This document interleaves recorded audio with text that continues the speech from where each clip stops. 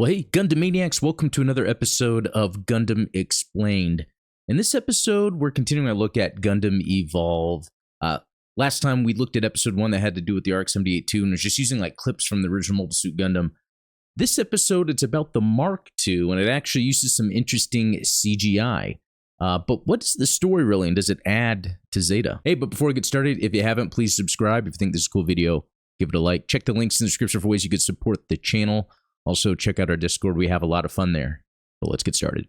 All right, here we go. This is episode 2 of Gundam Evolve. It was actually made in 2001. So, again, unlike the first episode, which was just clips of the original Mobile Suit Gundam with some new animation, this is actually completely brand new CGI that is supposed to take place during Zeta. So, let's dive in. All right, RX-178 Gundam Mark II. That's the name of the episode. The report of AU Tactical Simulation Exercise. Man, let's go by so fast.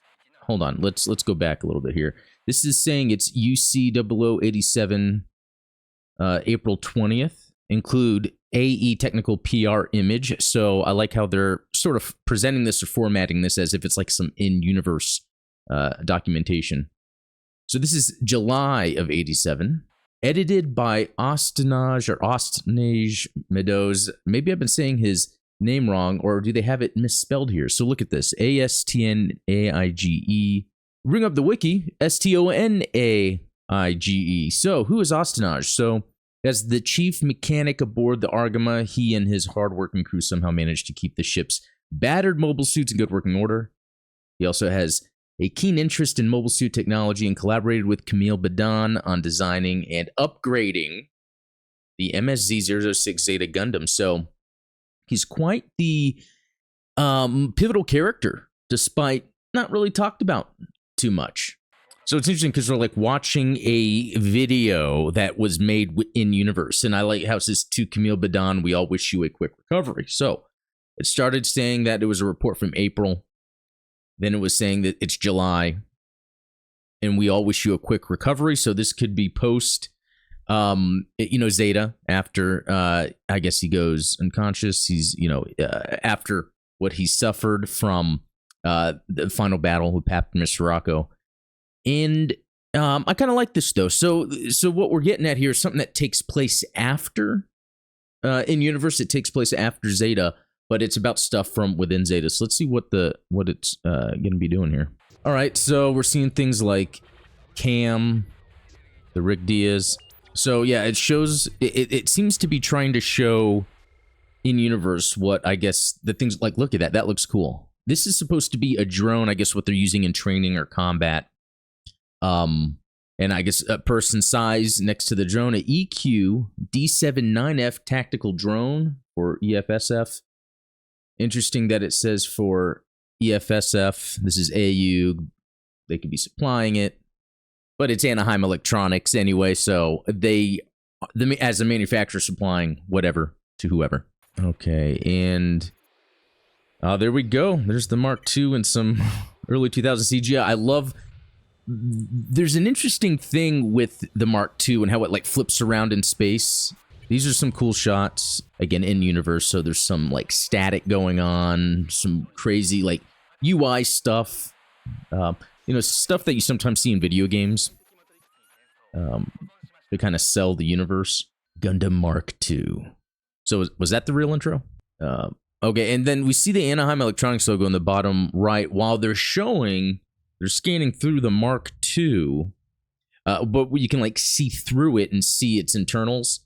I like that. That tickles my mech fancy, if you know what I mean. Do I know what I mean? But look at that. That looks great. It's funny seeing the internals at work here being put together. It really just reminds me of the real grade. So if you haven't built the Mark II real grade, that's a real good one, and the design here really screams real grade. All right, inside the cockpit. Yeah, some more of that real grade innard stuff going on.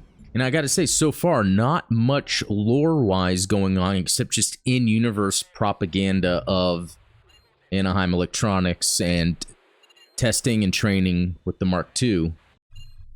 Okay, let's look at this real quick. AU Tactical Simulation Exercise.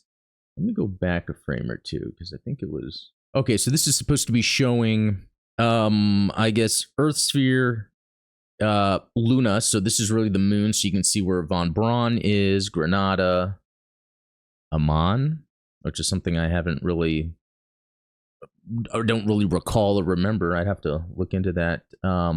Earth side, I can't really, sides, dead angle. Oh, okay. Interesting. Mission control area. So I like how we're getting some cool like lore stuff that has to do with the technical documentation and Argama AUG. So this is, yeah, specifically for them. Again, April 20th, 420. Kind of zooming in a little more, showing where the Argama is, operation area. Just some other interesting little tidbits here. Mission chart. What are we getting out of this? Not just kind of showing the details of this sort of training mission, what they call a tactical simulation. And so what's interesting is it's Kamille is in this. So this is, again, like this is before the end of Zeta, and then Ostinaj has put together some training stuff that I guess for Kamille to see as he's recovering or when he recovers. And it is the same voice actor from Zeta as well. I looked that up. And, you know, the training makes sense. I think it's interesting here because you don't actually see the beam sabers here, but they are like in this screen. I don't know what that's supposed to mean. Maybe within the simulation they're able to see it, but we get some interesting POVs. I don't know. But so the AUG had to do training because the Mark IIs weren't an AUG mobile suit. They had to steal that from the Titans. And it's funny because they got 3 of them. You know, they got 2 at the beginning when Quattro was first entering the colony and met with Kamille, and then later from Emma. So I guess training in them is a pretty big deal. And that's it. That's it. And then, yeah, we can see the Camille's voice actor, Nobuo Tobita. I'd always watch the dub, so I'm not too familiar with the Japanese voice actor.